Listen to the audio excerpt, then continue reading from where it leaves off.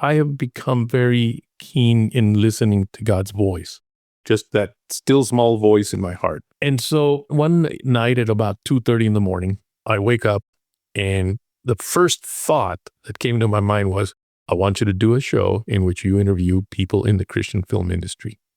That was it. This is the Faith and Family Filmmakers Podcast, helping filmmakers who share a Christian worldview stay in touch, informed, and inspired. Quiet on set. Rolling. Today's host is Geoffrey Whitt.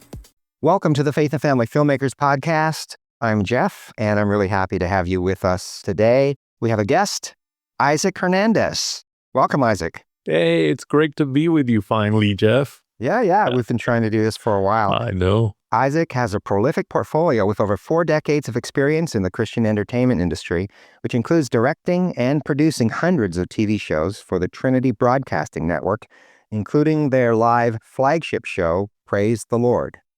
He also served as a programming executive for the network before leaving to help launch the first faith-based subscription streaming movie platform, Parables TV.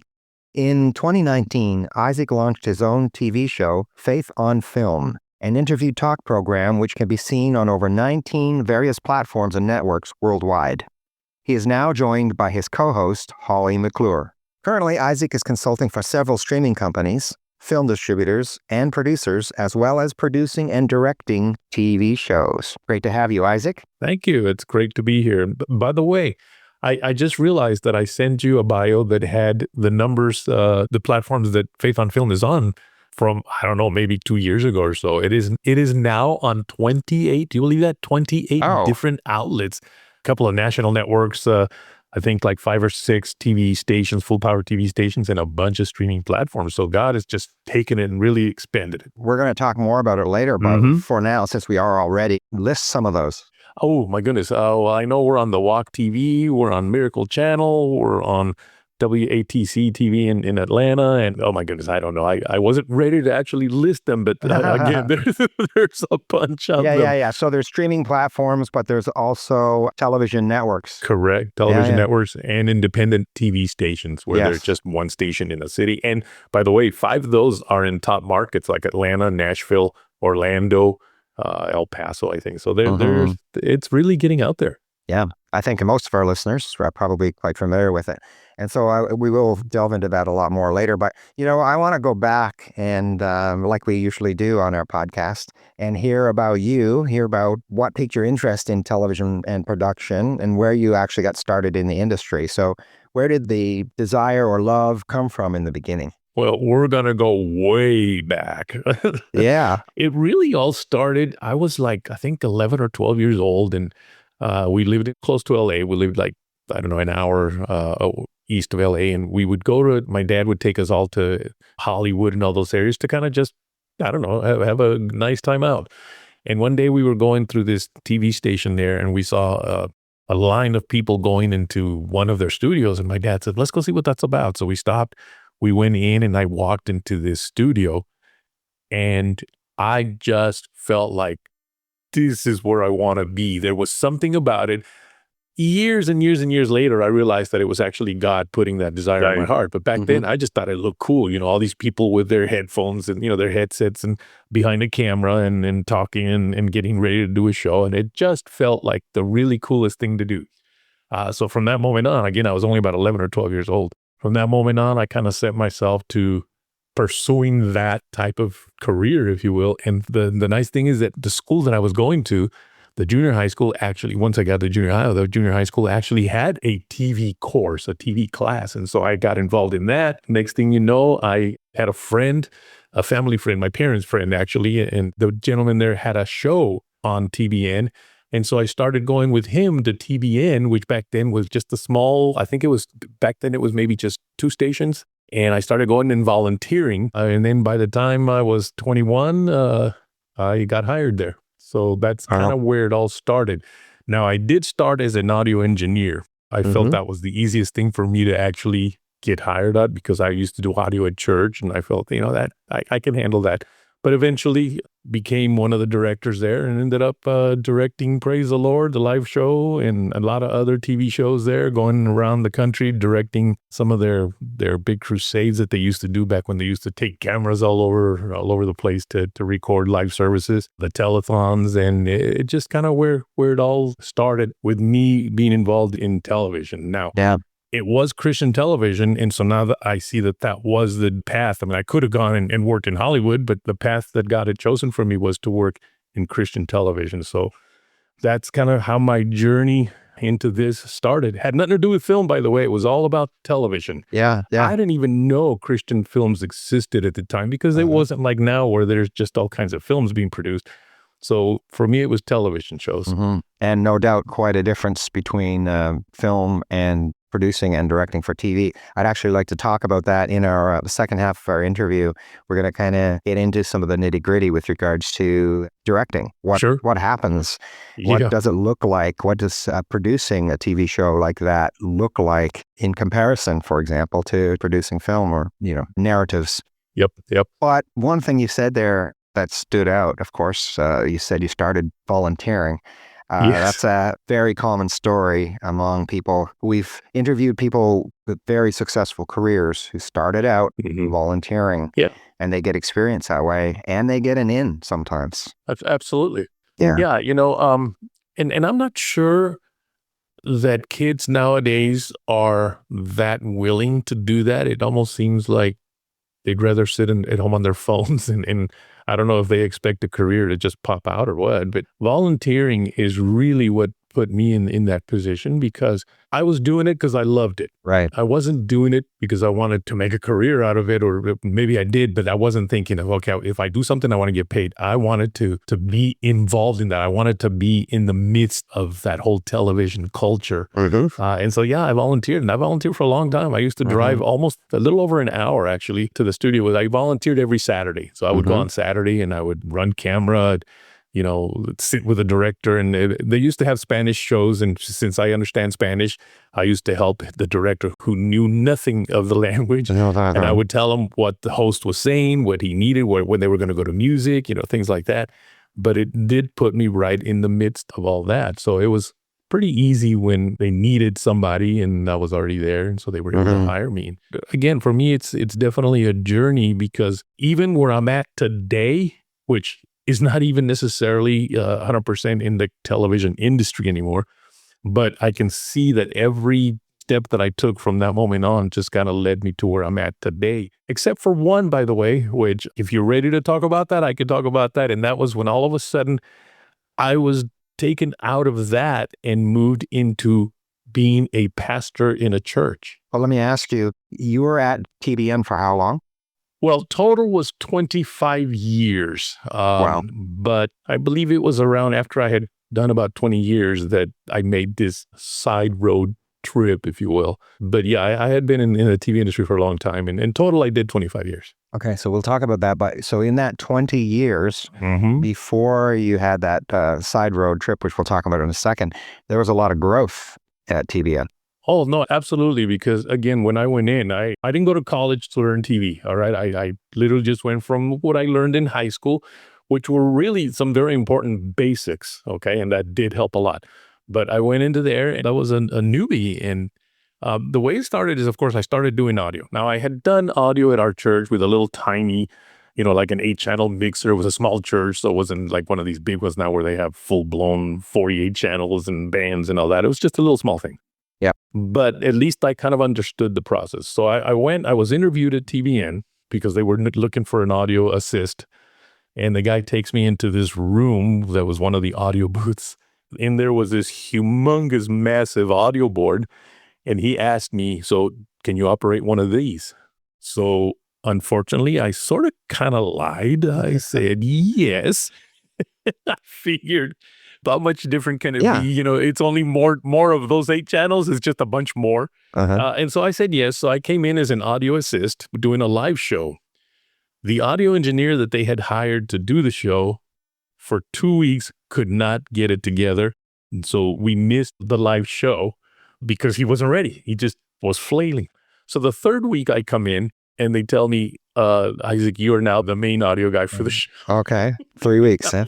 And I'm like, whoa, wait a minute. I've never done this, And I went and I did it, and it went fine. We got on the air, it went fine, and that was it. That was that beginning, if you will, of really, not just coming in and seeing what I could do. I was now the audio engineer. But again, I'm never just satisfied with what I'm doing. I want to see what else I can do. And next to the audio board was, of course, the director's booth. And so I used to look at the director and say, man, that seems kind of cool. I like that, And then so when everybody would go to lunch, I would bring my sack lunch and I'd go into the director's room and I would start kind of playing with the video mixing board.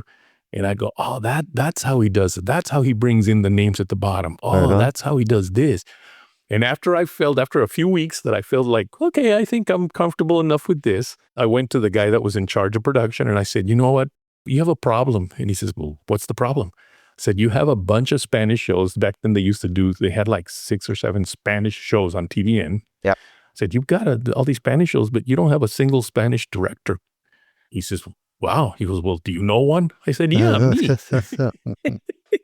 And he says, oh, wait a minute, you're a director too? I said, yes, of course I am. Next thing you know, I start directing shows. And so that was my next step. Again, you say learning, that was my next step in the journey of now becoming one of the directors there. And eventually not just doing the Spanish shows, but then as the years progressed, doing also the English shows. And then the main, Praise the Lord show, which was their main flagship show. So it was quite a fun journey. Yeah. 20 years. And what happened then?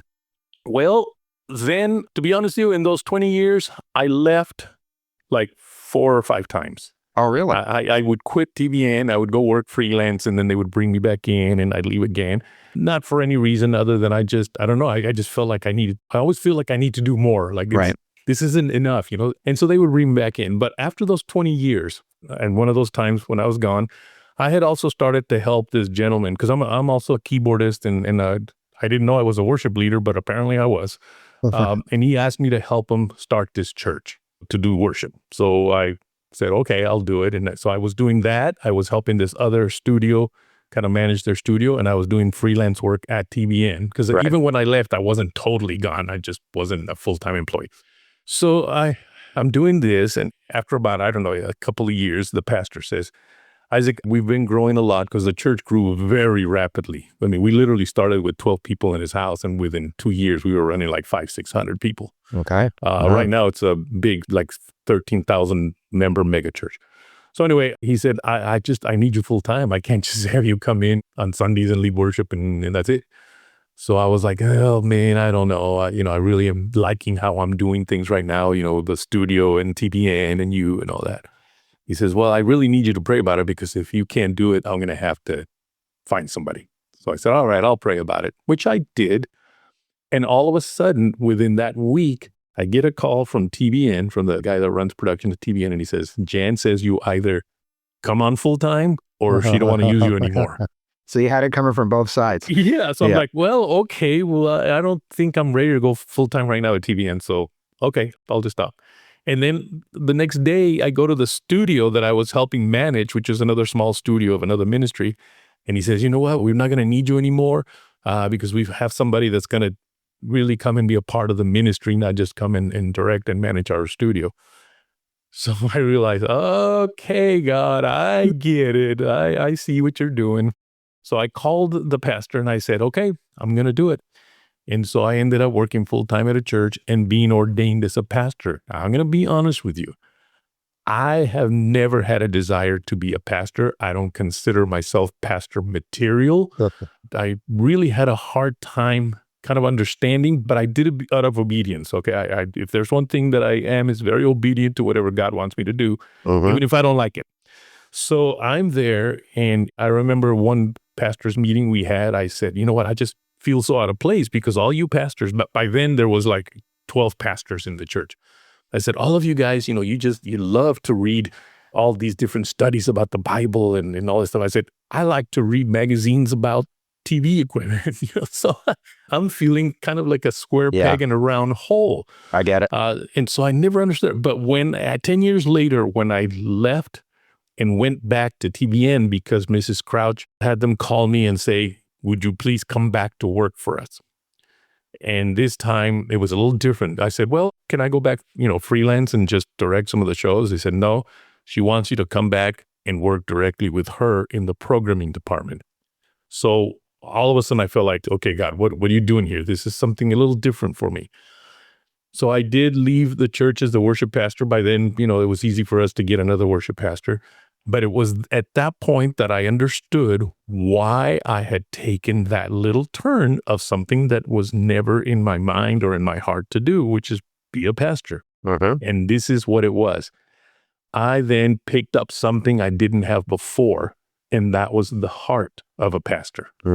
Okay. And so when I went back into media, I came back with a whole different perspective. It was no longer a great career that I absolutely loved. Now it was a ministry, something for me that was more of a ministry. Are you a filmmaker or storyteller with a passion for faith-driven narratives? The Purpose Film and Media Festival is calling all creators to showcase their work at this year's event, happening August 7th through the 9th, 2025. This three-day festival is more than just screenings. It's a celebration of storytelling that inspires and uplifts. Join industry leaders like Cameron Arnett, Tyler Sansom, Gene Wenger, and Justin Overlander for workshops, keynote sessions, and networking opportunities. Whether you're a seasoned filmmaker or just starting out, you'll find a community eager to support your vision. Submit your film, script, or project today at purposefest.net and be part of a movement that celebrates purpose-driven media. Don't miss your chance to be featured among the best in Christian cinema. Purpose Film and Media Festival. Building the kingdom one story at a time. Everything that I did from there on was through that pastor's heart, and mostly in the area of encouragement and even protection. A lot of filmmakers, because by the way, when I came back to TBN, it was more of getting involved in the film industry because Mrs. Crouch had realized that people loved watching Christian movies. So she wanted me to find every Christian movie out there so that we could put it on TBN.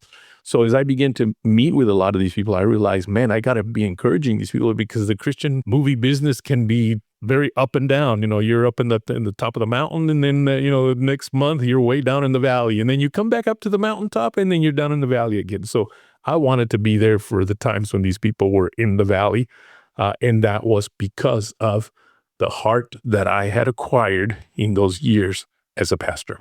So coming on as programming executive really changed things for you a lot, changed the trajectory, not just of your work at TBN, but of your work following that. It did. And again, I don't look at it as now it's something different.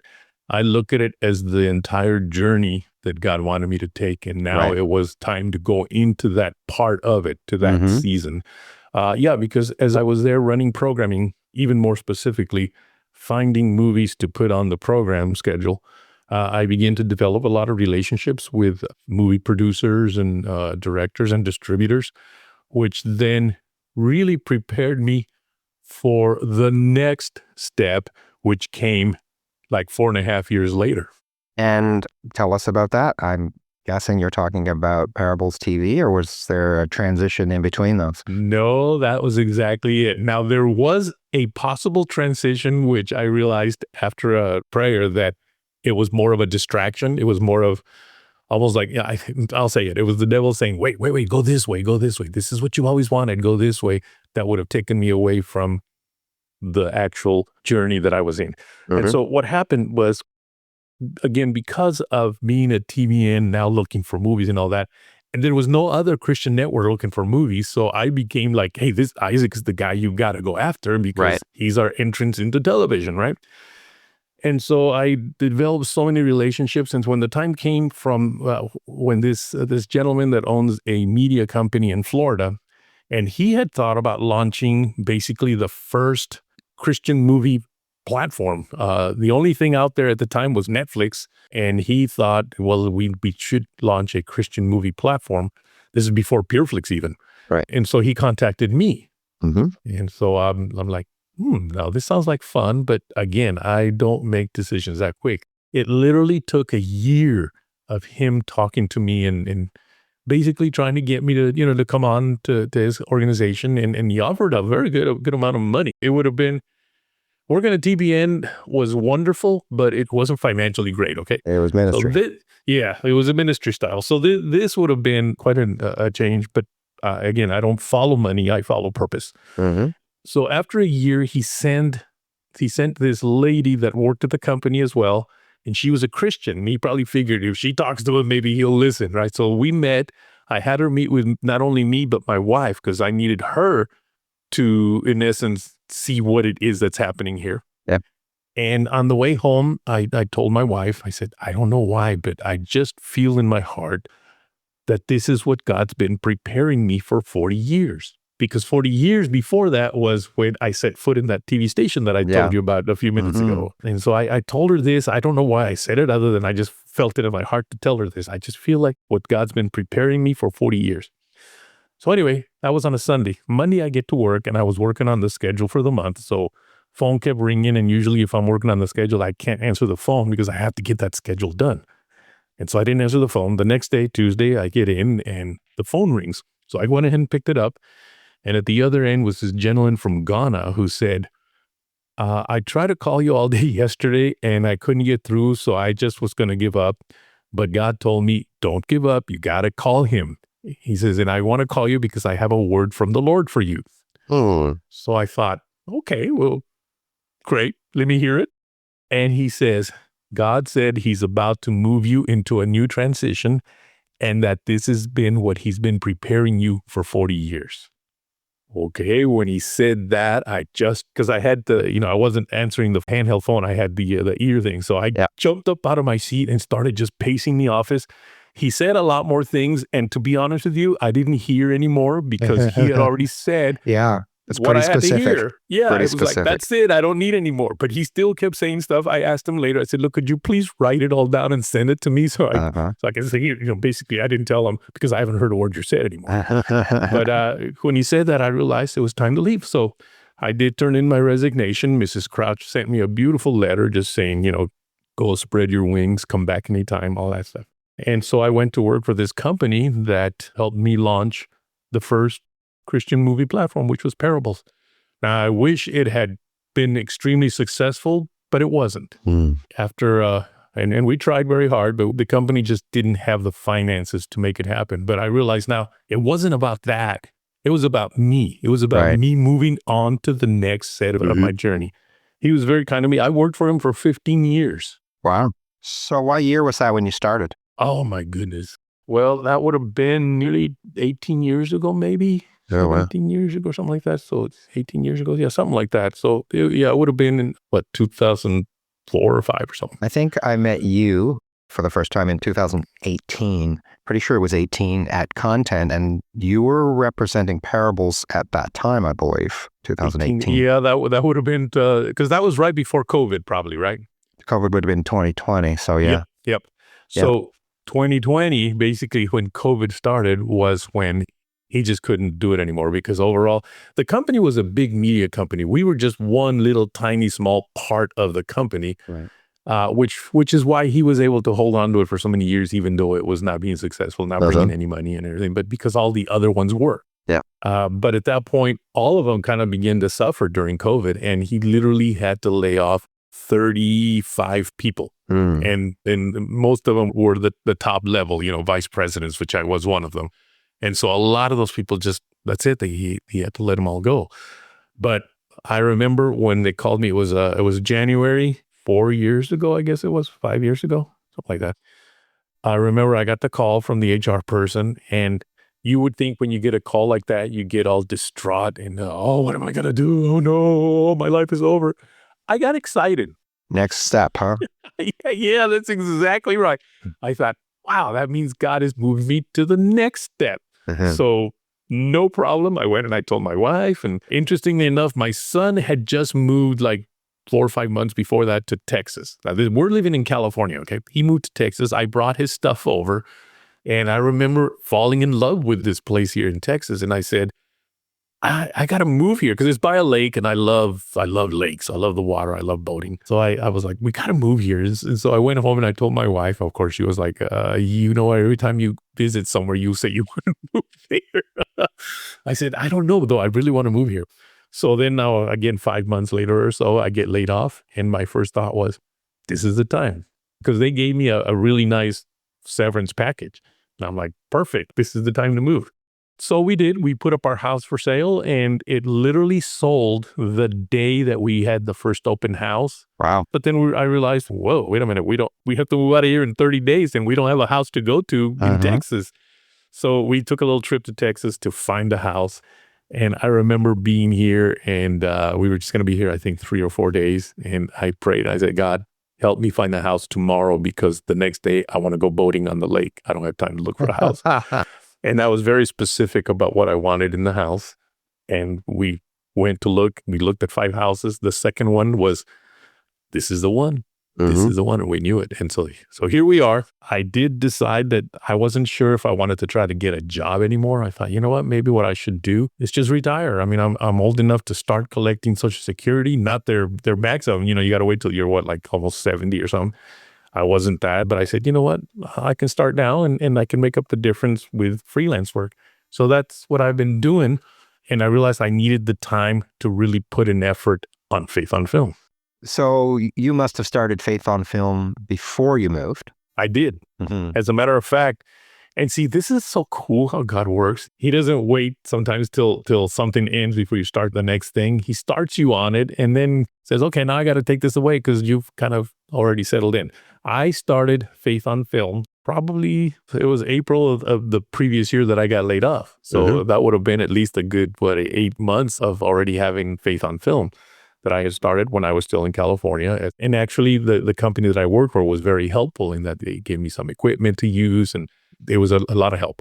But when I moved here, that was one of the things, by the way, that I asked God to make sure that this house had, and that was a place where I could set up my little studio for Faith on Film. And as soon as we walked in, there it was. So that means I've been doing Faith on Film for like 5 years. So tell us a little bit about it. I think perhaps, as I mentioned earlier, a lot of people listening would be familiar with it, but probably there are some that aren't. Tell us what it is. I know you have a co-host that joined you somewhere since the beginning. About 2 years in. So let's tell us a little bit about the show. Okay, so it all started, and again, I grew up as a Christian. I was born into the church, if you will, and I have become very keen in listening to God's voice. And I don't mean a voice where he says, hello, this is God, just that still small voice in my heart. And so one night at about 2:30 in the morning, middle of the night, I wake up, and the first thought that came to my mind was, I want you to do a show in which you interview people in the Christian film industry. That was it. Nothing else, no more direction, no nothing, just that. And I thought, whoa, okay. And again, because I love filmmakers, and that's, I think, the ultimate thing for me is I love Christian filmmakers. And so I thought, well, okay, I guess I can do that. I know a lot of them, so I should have no problem finding people to talk to and interview. But what does this mean? What can I do? And so I thought, well, anybody can launch a YouTube channel. I guess I'll launch a YouTube channel and have this show. And so I did something that I felt I really needed to do, and that was to post something about it on Facebook. At that point, I already had like 5,000 friends on Facebook, again, because of my involvement in the movie industry. So I posted, okay, folks, I'm going to launch a show in which I interview Christian filmmakers, and I will premiere it April 1st. And then I realized, wait a minute, that's April Fool's Day. People are going to think I'm joking. So I said, and this is not an April Fool's joke. I really am going to launch this show. And so this is all on Facebook. And like within hours, I get a message on the comments line from somebody that had a streaming platform with like 1 million subscribers, a little over 1 million subscribers. And he says, Isaac, can I carry your show on my streaming platform?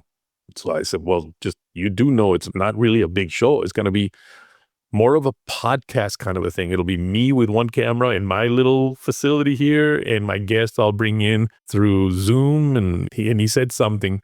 He says, Isaac, it's you, and that's all that matters to me. Cool. And I'm like, wow. Okay, you could have the show. And this is, again, on the comments, like for anybody to read. all of a sudden, I get another comment coming in from Bob Higley, who at that time, I don't know if you folks don't know who Bob Higley is. Bob Higley is another person that did 25 years at TBN, so we've been colleagues for years. And we also then worked together for this other company. He was running a network called Uplift TV, which was on DirecTV. Now, DirecTV at that time had like 18 million subscribers. I don't know what they have now. I think it's a lot more, but they had like 18 million subscribers. And he writes on the comments, hey, wait a minute, you work for us. Because again, we were working for the same company. He goes, you work for us. How come we're not getting your show? Right. And I said, well, Bob, it's not, I mean, you're talking now a big network on DirecTV. This is a very simple show. And he goes, well, you let me decide that. I said, okay, no problem. So when I did the first show, which I have something else to say about that one. When I did the first show, I sent it to him. And he said, hey, man, this is actually better than half the shows we have on the network. so yes. So I launched the first show. I launched the show on a streaming platform with over 1 million subscribers and a network with over 18 million subscribers. Now, how many people are watching that particular station? I don't know. That's not up to me. But at least, I mean, what a way to launch something, you know? And interesting enough, I said about my first show, I get a call from Nancy Stafford. Now, Nancy Stafford is a pretty well-known actress in the Christian community, although she's really a Hollywood actress. She's been in a lot of movies and TV shows and stuff, but her big one was, of course, a show called Matlock that she was very famous for. So, and I knew her from another show that I had directed at one time that she was the host of. So she calls me and she says, Isaac, I want to be your first guest. So here I am launching a show with a major Hollywood star. I say major, I consider her a major Hollywood star, of course, on a network that's on DirecTV and in a streaming platform with over 1 million subscribers. What a way to start. And that's how God does things, you know. That's just how he does things. And so that's kind of how Faith on Film started. Now, why did God want such a show? I'll tell you why. Christian filmmakers don't have the resources that Hollywood does. They don't have the marketing resources, okay? That's true. They do everything they can to make their movie, and, you know, some even to hawk their own house. They take second mortgages. They do whatever to get this movie made. They might get a few investors from those, but they don't have the money for marketing, which sometimes, actually oftentimes, it's way more than the cost of actually making the movie, if you want to make it successful, okay? That's right. Even the Christian TV stations and Christian networks aren't necessarily going to have them or their stars of their movie on because they're not the big Hollywood stars that did a Christian movie. So these big networks might have a Kevin Sorbo on, or they might have, you know, some of these bigger stars, but they won't have these smaller stars. Right. And so consequently, they don't get the promotion and the marketing that they need. Well, by having a show that doesn't necessarily look for these big superstars, but I look for the guy that's doing this movie, that he spent every dime he had to create this movie. And I need for people to know about this movie. And so that's the reason for the show. And that, I believe, is the reason why God has taken the show and put it on so many outlets, so many networks and stations and streaming platforms, because that's the conduit that gives these filmmakers a voice. Each year, we set goals and start out fully motivated to achieve them. Now that we're 1/3 of the way through the year, how's your motivation doing? There's still time to achieve those goals this year. Join our mastermind titled Master What Motivates You. This 1-hour entertaining workshop will open your eyes to understand your own brain better so you can frame each goal within a truly motivating perspective. Jacqueline Whitt will guide you as you hack your own personality to be more productive. Save your seat now. Go to FAFFassociation.com and scroll down to find the events section. So am I correct then that your target audience is really the potential moviegoer, consumer? Just to clarify my question, I mean, our podcast is also filmmakers. We interview filmmakers primarily, and primarily for the purpose of encouraging, uplifting, training, informing, providing information to other filmmakers about filmmaking, not so much to promote shows. So from what I've seen of yours is much more focused on helping promote shows or films that have been made or are being made, and therefore your audience would hopefully be reaching a larger Christian audience, a potential consumer. Correct. It's not a show to hand out resources to filmmakers. It's a show to hand filmmakers to the viewing public, to the world. Yeah. And so it's actually, even that has taken not a turn, but an addition. Originally, that's what it was. It was me telling people, hey, check out this movie that my friend here made, and we talk about it and why I always wanted to give them an opportunity to say why they did the movie, why they felt it was important to do this movie, and, how come they've chosen to do Christian movies versus secular movies. That was kind of the original intent. After a couple of years, when I did a show with Holly McClure, who back then was pretty well known for several things, including, I don't know if I should say a show, but a little blurb that she would do called Holly on Hollywood, in which she would review Hollywood movies from a Christian perspective. And her line was always, choose your movies wisely. So she wouldn't tell people, don't go see this movie. She would say, here's what you'll find in this movie. Now you decide if it's a movie you want to go see. And so we did a show together and talked about that. And then I'm like, let's do a second show. We did a second show. And then I realized we really got something going here. We really got something important here. And so I brought her in, and now we not only talk about the Christian content that is out there, but we sometimes will also deal with family movies, maybe that may not be Christian, but you know what? They're a good movie for a Christian to go see. Yeah. And then we'll talk about others and that will say, it's a well-done movie, but here's what you will find. You will find a lot of cussing, or you will find a lot of violence, or you will find this or that. Now you decide if it's something you want to go see. Because to be honest with you, a lot of Christians will go see pretty much any movie anymore. And sometimes they don't even know what's in it, because Hollywood is making some family films that you would think, oh, good, a family film. And then you go and you realize, whoa. Not my family. Not traditional family values. Right. That's not what they mean by family films anymore. And the ratings sometimes can't tell you. No, not anymore. Yeah, can't tell you what's in it or not in it. Not anymore. We've probably run out of time for this portion of our interview. And that's okay. We've got lots more to talk about, and I'm looking forward to that. But first of all, I want to recommend this resource to all of our listeners, of course, are also film watchers and film goers. So this is a great resource for everyone who's listening. Tell us where they can watch it, or where they can find the list of places they can watch it. Well, yeah. I mean, I can't name all the places because there's so many and I can't remember. Of course. But the best thing, we do have our own YouTube channel. So, you can get that from anywhere you're at. So if you go to YouTube, just look up Faith on Film TV, and it'll take you right to our channel. At this point, I think I just loaded up show number 240. So there's 240 shows in there they can watch. But it'd be great if they also follow our website. They can go to our website, which is faithonfilmtv.com. That's faithonfilmtv.com. And you can always follow us, of course, on your typical, Facebook, Instagram, or Twitter, or X, whatever it's called now. Again, Faith on Film TV. Yeah, we're going to put those links in the show notes as well. Cool. So if anybody wants to go find direct links, we'll put them there. And we'll say goodbye for now. Isaac, it's been actually very interesting listening to your journey in the second half. Well, we have a few things we're going to talk about. One of the things is going to be about directing TV, what it looks like, the procedures, the differences with regard to producing a show, directing a show, and how that no doubt is quite different from producing narratives and films.